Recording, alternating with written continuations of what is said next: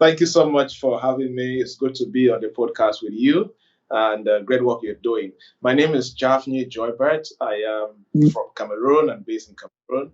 And my work plays a lot around business training, consulting, and coaching. I've been doing that for 12 years today. Hello and welcome to Obehi Podcast. I'm your host, Obehi A14, and I strongly believe that everyone has a story to share.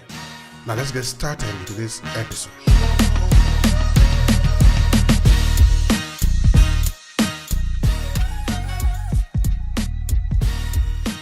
My background is in finance. Then I did my MBA in human resource and my doctorate degree in investments.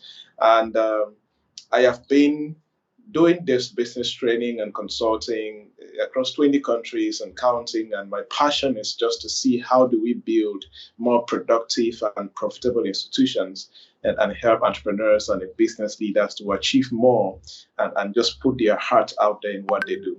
Like I often said here, in the African diaspora community, which is what we are targeting in this podcast and also in everything that we do, money matter is something very important. We need to talk about money because I remember I was talking to an entrepreneur in the US. I was telling her, listen, the truth of the matter is that all of us, we are numbering hundreds of millions of people in the diaspora. Yeah. We have been here in connection to money. Whether it is even those that were taken to the Americans during slavery, it all linked to money. Yeah. The Europeans didn't want to pay money for them, so they just drag people from their home and say, "You are my property now." Instead of saying, "Okay, come and work for me, I will pay you." Could that also be a fair deal? No, people will be willing to actually work for them. Yeah. But they didn't want to do that. They want you to work for them for free. So it's all about money. Even for those of us that are here now, I was born in Nigeria. I grew up there until the age of 24. I came here, of course, nobody put a chain on my neck to come to Italy. I came on my own. So it's also related to money. Even though, okay, there might be some reasons personally of why I am here, but it's all about money at the end of the day. So money is important for our community. Raising money and having money and even living. So we must talk about money and continue to talk about money. Yeah. So I really enjoy what you are doing. I like it. It's something that need to be continuously encouraged, particularly in the diaspora community. All right, this is how we do it here. We spend some time trying to know you even more so that we don't just talk about what we do, but we also say who we are in relation to what we do. Tell me, where were you born and where did you grow up? I'm interested in your story. My story is kind of, you can call it, people like to call it an inspiring story. I think I am where I am because of my story or how I was born and where I grew up. I was born out of, can call what they call wedlock kid, so I don't really know my dad. And my mom had me while she was in secondary school. Then, then I just grew up here and there in a couple of primary schools. And fortunately for me, I went through high school. And while in high school in Bamenda, in the northwest region of Cameroon, I was born in Kumbu, the second largest town in the northwest region of Cameroon. Then I did my secondary school there and moved to Bamenda, the biggest city in the northwest region in Cameroon. Then when I was done with my high school, my single mom could not see me off through the university. So I had, when I went back to the village, it was about two options. Either I stay back in the village and maybe become a farmer or see what I can do with myself, or I should move to the city and see what I do with myself. So I spoke with my mom and she gave me the permission to move back to the city. And I think that's one of the best things she ever did to me, without controlling me, without holding me back, without worrying what I would go do. And when I moved to Bamenda, the day I left the village to Bamenda, I didn't know where I was going to sleep. For 7 days in a row, I slept in 7 different houses because I would beg a friend and sleep, beg a friend and sleep. I was just trying to see how I can make it up, and succeed in life. And that was how I started my journey to putting myself through university, where I started doing all the odd jobs you can imagine. I've done what you can call Okada, commercial motorbike riding, work in building construction sites, work in bakeries, work anywhere I can to raise money for my undergraduate program. So sometimes in the day, I would do like 3 jobs. In the morning, I work in the building construction site. In the afternoon, I would do Okada or commercial motorbike riding. In the evening, I work in the bakery. That was how I raised money to pay off my fees in my undergraduate level. Then that was how my journey into the corporate was started. During the last year of my university program, I got my first and only job I ever got as a finance clerk in a microfinance. And I started my journey there. So now I've always loved education. One thing that my mom imparted in me was the importance of education. So I also made up a plan that someday I will get a doctorate degree and become successful in the path that I have chosen. Then in the process, I resigned from my job and I started a training center to train young people on how to become employable and start businesses. And that was how my journey into becoming a business trainer and a highly sought after consultant across the African continent and the diaspora all started. So that's basically my journey in a short synopsis. But it's a journey of inspiration for me personally. And I always say that I am happy to live a life that the only option I have is to succeed. Because if I don't succeed, I'm going back to poverty. If I don't succeed, I'm going back to failure. If I don't succeed, I'm going back to a family that is struggling. So my only way is forward, and I have only one option to succeed. There's no option for failure. And that alone challenges me a lot. And secondly, to see that I contribute to other young people, because like me, there are many other young people, worse stories than mine, and they need the right platforms and resources and support to see that they can go places. And that's why all the businesses I've ever set up are all dedicated, to see how we can help young people and young professionals, entrepreneurs to become more successful in the path that they have chosen to do. And talking about the diaspora, as per your podcast mission, one of our projects is helping the diaspora invest back at home. So we have set up structures and platforms and ideas and try to connect diaspora people, investors, to young entrepreneurs back at home to create that bridge to enable that there is that, that collaboration and effectiveness in the work that young people can do and the diaspora. Thank you so much, brother. I really appreciate what you are doing. This is a good work that you are doing. But also, you have a very important story. People will say, I do this, I do that, which is fine. But until you understand the story behind what they do, why they do what they do, you yet do not get the full implication of why they are standing up every day. Yeah. It's so powerful where you are coming from and the story behind it. I think I don't remember whether it was Mother Teresa who said there is no person in the world you couldn't love if you could listen to their story. Exactly. So story is really very powerful. Of course, we are not going to be talking about storytelling today. We are talking. It's just because we love it so much. We love it when we ask people about themselves, because behind each and every one of us, there is a powerful story of where we are coming from and where we are going. And like you said, I want to borrow your words. There is no alternative. The only option you have is to succeed. Yeah. That must be driven home. Thank you so much for that. I love it. I really enjoy it. Thank you. Now, talking of financial conversation, money, and all of that, I wanted to expand on it a bit in Cameroon, because right now you are in Texas, US, right? Yes.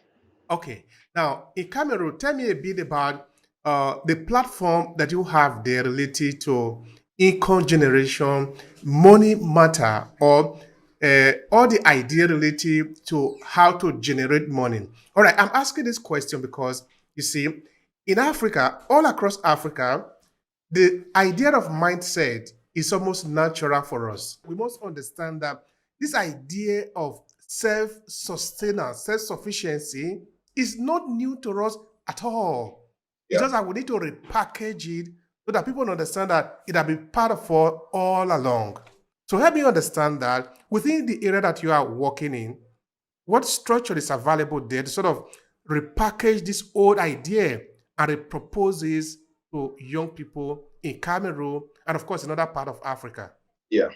Well, I think the repackaging has been done already in the name of entrepreneurship. I mean, it's a buzzword now everywhere where you get to hear people talking about, I want to become entrepreneur, entrepreneurship seminars here and there, angel investors, innovations, and all of that. All of these have been repackaged already, and I think that from business trainers to consultants to schools, they are all doing their best in Cameroon to see that young people adopt this and do it in a much better way. And even like when you look at the Ministry of Small and Medium-Sized Enterprises in Cameroon, they are doing their best to see that they create a structure that can enable informal businesses to be fully converted into formal, structured businesses that can grow, expand, and become successful. So I think it's a consistent thing that we need to do, because the more we do these things,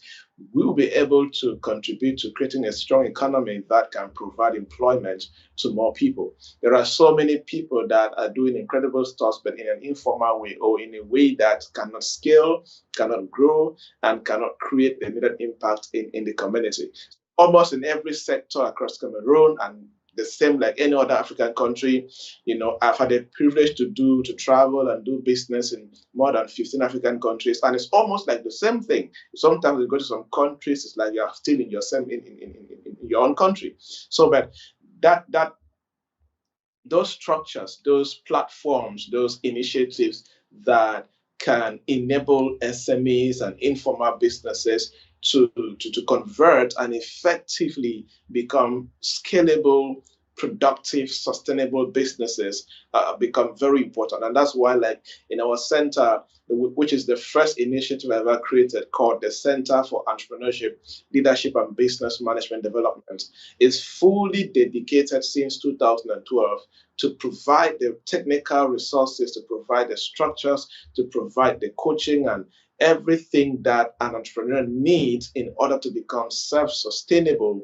and productive and scale, even right up to working with family-owned businesses. Because one thing that we have in Cameroon and in Africa is when the parents die, the business die a few weeks or a few months after, because parents don't know how to plan for succession, or they don't know how to transfer what they know and their processes to their kids so they can use these businesses and grow them and take them further. Like, how do we learn from the Jewish people to do what they do effectively? So these are things that we keep on doing, same as creating financial structures. In our end, we went further to also create a business financing agency to connect us to the work that we do at the training center, because when we're training entrepreneurs, some were able to start businesses from their savings, from family support, but some were still stranded. They had good ideas, but they were stranded. So how do we help them raise the money? So we started a small business financing agency to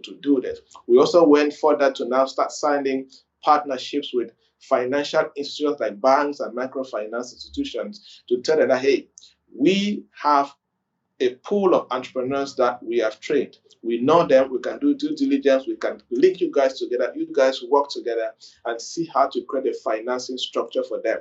At the same time, we have a project where we also reach out to the diaspora. By God's grace, due to the work I do, I am exposed to meet more Cameroonians, the diaspora, even other Africans, the diaspora.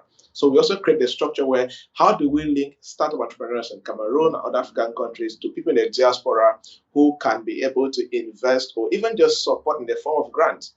In the US, $100 to somebody might actually mean nothing. In Cameroon, that is almost 55,000 francs, and that can be startup capital for a small restaurant or for a small business that somebody can start and scale later on. $500 can be little to you, but that is almost 250,000 francs that can start an incredible business and grow in the process. So we all have these structures that we have been working on in the last couple of years, and we are looking forward to see that we perfect them and create a better, robust system, an ecosystem that can really build more incredible companies from Cameroon. And why not export to the world? One of my dreams is they'll build Facebook from the US and export to Africa, build Apple and export to Africa. We need to build from Africa and export to the US. I think it's possible. So we can also do that. With the right system, we can achieve that.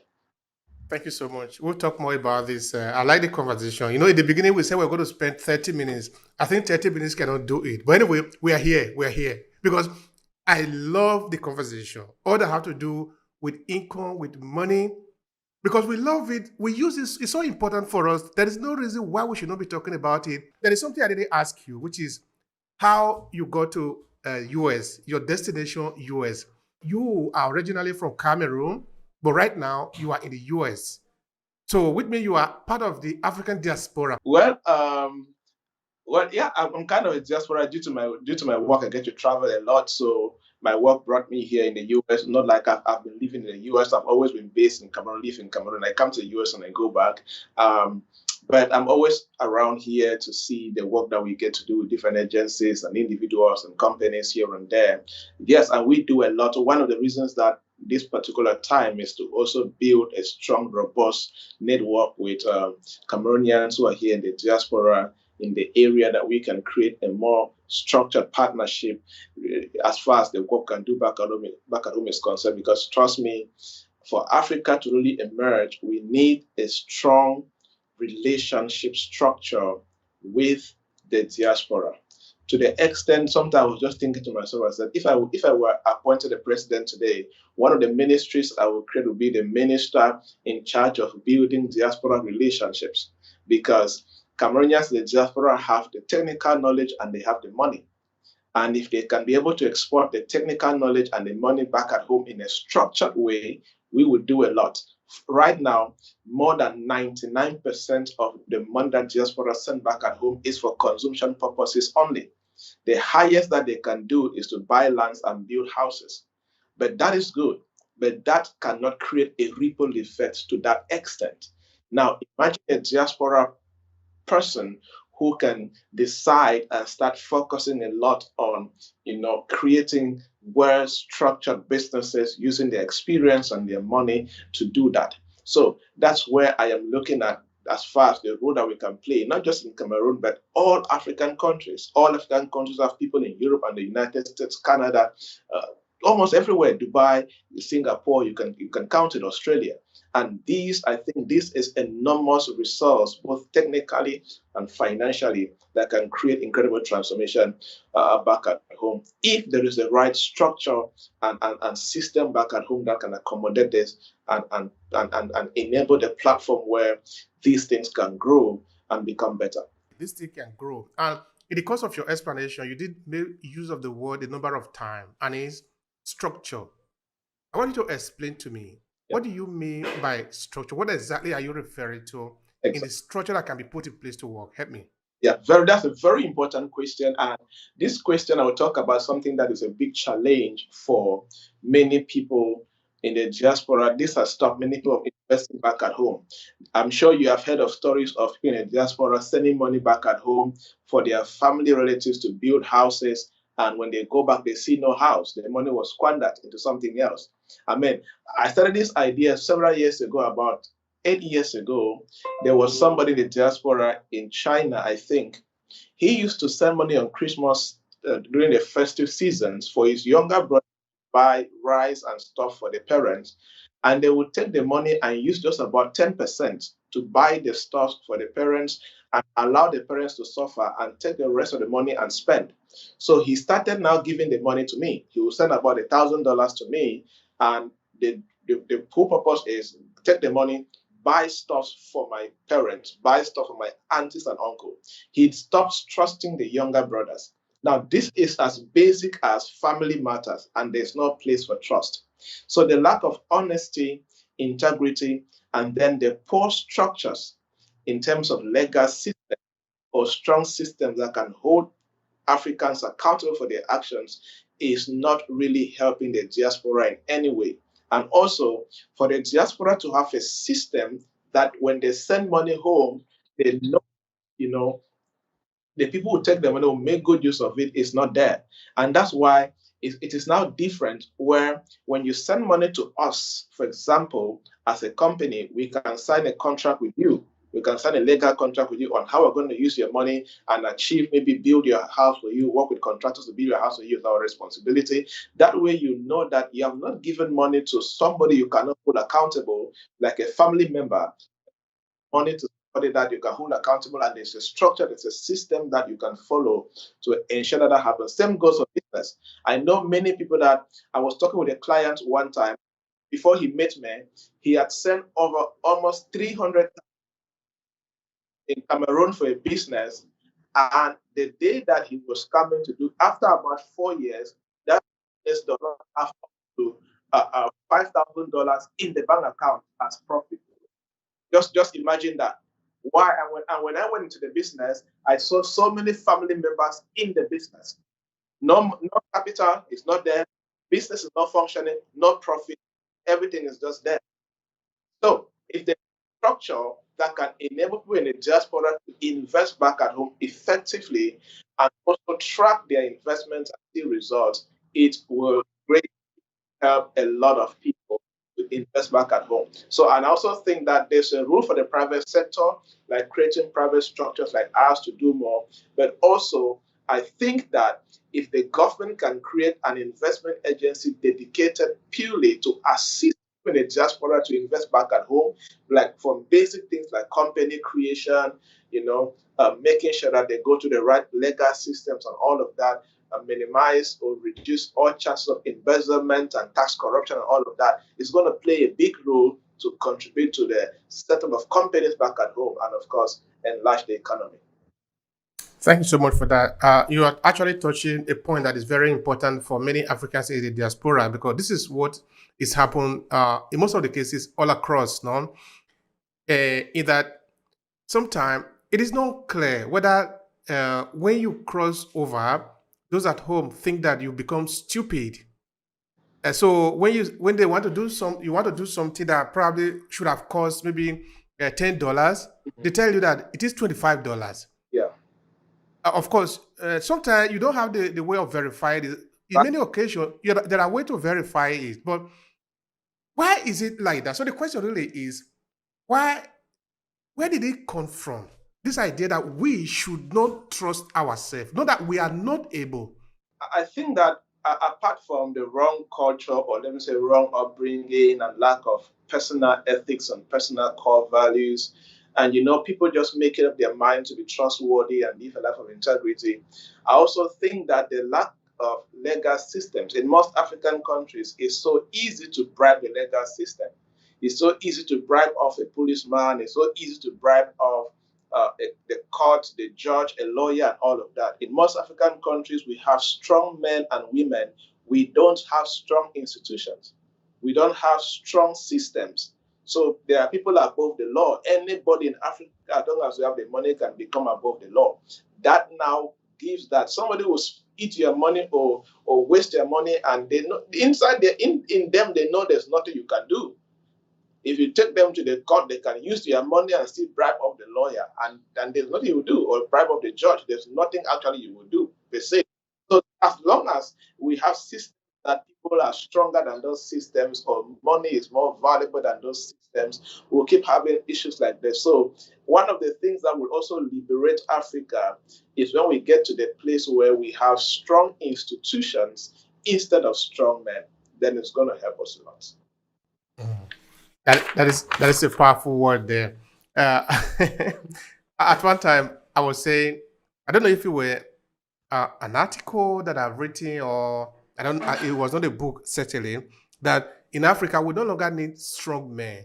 We need strong system. We need strong people. Exactly. Not one man that is richer than the entire country. Yes. It's not going to work. What if that man happened to be a bad man? Exactly. We're in trouble. I think sometime, I don't remember which year, I think it was 2010, a woman, what is her name? Dabisa Moyo, that is the name of the woman. She's an economist. She had worked with the Goldman Sachs and other important institution in the United States within the area of finance. Yeah. She wrote an interesting book. The book was titled How the West Was Lost. In that book, Dabisa was saying that, he made a very nice analogy, saying that in the West, of course, because the population are few, they base their system on capital intensive in that it is based on capital, the operation that they work on. Yeah. And now, of course, you want to make a comparison to China, which was coming into the game. And China doesn't have the money, but they have the people. Yeah. For China to be able to compete with the West, it was not going to play the same game. It was going to change the game. Yeah. Instead of capital intensive, they went on labor intensive. They decided to work on the people instead of the money. Exactly. And the calculation at the end of the day, mathematically, is that a lot of people in China have begin to have money, little money, but a lot of people. Yeah. Whereas in some other place, few people have a lot of money, but very few of them. And if you binge it at the end of the day, you see that China will rise because there are very many. So if you take this game to Africa and among Africans, the only way we are going to be able to survive in this world and compete with our competitors like the Europeans and the Westerns in general is that the people in Africa are going to be strong. The people, not some individual. Yeah. Because if some individual are strong, those few individuals can always be captured. That means the people again are looking for who is the next strongest individual. It cannot work. It's a system that cannot work. All right. This takes me to a question that I have for you. What role does mindset has in business? Help me understand that. Any human being you see doing incredible stuff, there is a certain dimension of mindset that they command. And it is difficult for you to achieve anything above the quality of your mindset and your belief system. The more your mindset is stretched, the more you have the ability to create more, to contribute more, to be different, to be innovative, to advance, to grow, and all of that. So mindset needs to change because mindset, the quality of your mindset is affected by the quality of information, knowledge, and perspective and experience and exposure that you develop over time. So the more you have more relevant knowledge, the more you become better. The more you become more skillful, the more you become better. The more you are more exposed at how things work, how the society works, the more you become better. Anybody doing better than you in any sector, they know something you don't know. They have a particular mindset that you do not have. We cannot separate the right mindset from a successful business. We cannot separate the right mindset from a successful career. As long as you have the wrong mindset or a struggling mindset, your career will struggle, your business will struggle, your finances will struggle, even how you relate with people will struggle because you are not operating from that same capacity. So immediately you start upgrading your mindset to become more resourceful, to become more relevant, to become more valuable, or to increase your ability to create and drive intelligent conversations around your industry, the more you are becoming a relevant person that people will love to do business with. Why? Because people love to do business with people who command a certain level of value, credibility, who can contribute, who can advance, who can bring change, who can innovate, who can disrupt. Anybody who can create a good sense of momentum and value is relevant. And that comes from the place of the right mindset. And of course, and mindset now automatically affects how you behave, how you look at things, how you act, how you connect, how you do basically everything. So it is the backbone of everything that you can do as a businessman. Thank you so much for that. All right. You see, that is important because in Africa, we need to understand that we are not really poor as it were, no? No, we are not. We are not poor, but we have poor mentality. We have poor mindset. Yeah. And that leads to us, you that is living close to the water, dying of thirst. That you are dying, you don't have water to drink, but right around you is water. So we can see that it is not really true that we are poor. It's just because we have been trained to be poor. Yeah. So we are going to untrain ourselves and retrain ourselves to be rich. Because really, we are rich. Yeah. All right. This is why I think the mindset is important here. Now, how we come to understand this now is whether we are in Africa or we are in the diaspora, if we take the same mindset that we have in Africa and bring it to the West, whether you are in Europe or in the West, in any Western country, in Canada or in the United States or France, you are still going to be poor because that is the mindset. Yeah. It's like building a wall around yourself. Mm-hmm. That wall is built of information. Yeah. And your reality is controlled by that information. Mm-hmm. So what is the wall around yourself? Yeah. If it's a wall of success, of course you are, because I think our mind is magnetic in that it's looking for other things to magnet. Yeah. If the mindset is about poverty, you're only looking for something poor to magnet because that is what you are. Mm-hmm. Mm-hmm. So that is why I was thinking that is very important. But now you are a coach. Help us. How do we begin to dismantle that mindset of it's a retrogressive mindset, yeah, so that we can have a more progressive and a more working mindset for us in the area of business, in investment, in the area of, so that we can begin to see opportunity everywhere we are and we go. I would just summarize it to education. I would just summarize it to when people get to the place where they can start being resourceful and they become eager to know more, to become better, or they know that there is a better life than what they have, they will start seeking the right personal education or even formal education. But as long as people are not teachable, if people don't understand the value of education and they don't make up their mind to be teachable, they will not be able to transform their mindset. So if somebody is not willing to go to the right training, the right coaching, the right mentorship, to read the right books and all of that, they will not be able, to be that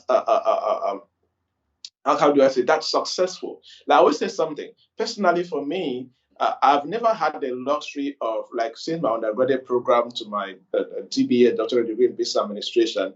I've never had the privilege to sit in a class in a university room. Like I've done mostly distance learning, right? And so, due to the nature of my lifestyle and how I grew up, I did not have the luxury of books, of buying textbooks in secondary school. My mom could not afford. So I was forced to drive myself, to push myself to get the least opportunity I can to read the books I could read that can help me to become better, right? So just having that willingness to learn really changed me. It's not as if I was intelligent in school. I was not. I was like in the African setting, I was always the worst, the last, what they call the last in class, the worst student in class. So everybody passed or be the last. It's great.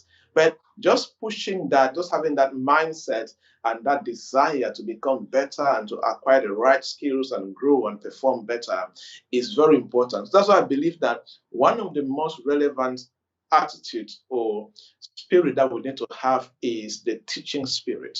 The teachability index should be, we should be so willing to know more. Always know that you don't know enough because the world is changing. And the more you have that mindset and that attitude, the more you keep on growing and become better in your field. So people need to open up, be willing to just sit, listen, learn, improve, and challenge old perspectives and introduce new perspectives into their life. Thank you so much for that.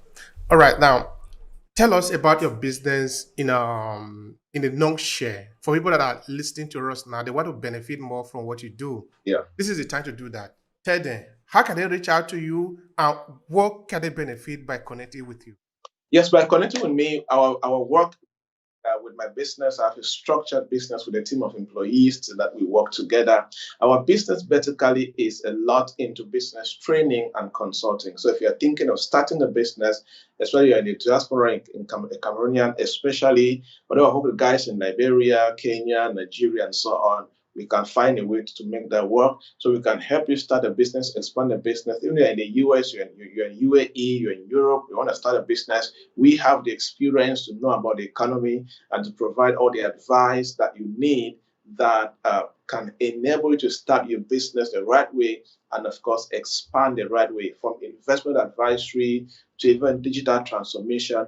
Just anything around business strategy that can help you become better and more successful and make more money and expand more, you can reach out to us and we can work something out together and see how that works. I also deliver a lot of keynote addresses and provide corporate training in companies and businesses virtually and on site.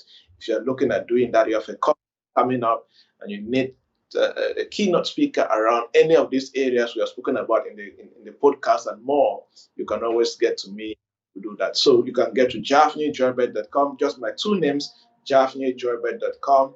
You see the number that you can reach out to me on WhatsApp or direct call, and we will definitely get back to you. Or on all social media platforms, Javnyuy Joybert, and I'll always be available to reply the message myself. No, my peer will not reply. I reply all messages myself. So you talk directly to me on any social media platform. That's lovely. All right. Now, what would be your final thought here, considering what we have discussed today, in relation, of course, to business, to mindset, and of course, to uplifting ourselves from the level we are to the level where we want to be? My final thoughts will be that I strongly believe that Africa will become very successful, and it is people that make up a nation. It is people that make up a continent. Mountains and natural resources and stones and trees and all of that, these things don't make up a nation. It is people that make up a nation. And when people begin to grow and people begin to become relevant and resourceful and valuable, the nation is going to grow. And if you want to go to the next level, acquire the skills that the next level requires. I will always talk about upskilling, reskilling, and becoming resourceful. When you do that consistently, there is no way you can be irrelevant. You always be significant, and you always bring something to the table. And as long as you can bring the right value to the table, you always make money out of it. They always pay you for the value you can bring to the table. Thank you so much for that. That is highly valuable. In fact, it's all about value. The market is asking, the question is, what are we able to add to the marketplace? Exactly. Because if you can add anything of value to people, they will willingly give you money. Yeah. Because it's all about exchange. Mm-hmm. You cannot just be asking the market, give me money, but give you money in exchange for what? Exactly. All right. Thank you so much. I really appreciate the conversation. It really have been very interesting. Certainly hope to talk to you next time on another episode. Yep. Thank you so much. Thank you. All right. Have a great time. If you enjoy this podcast, make sure you subscribe so you never miss any of our future episodes. Rate and review Obehi Podcast and share with your friends who might need it. I remain Obehi Ewafo. Thank you so much for listening, and talk to you in the next episode.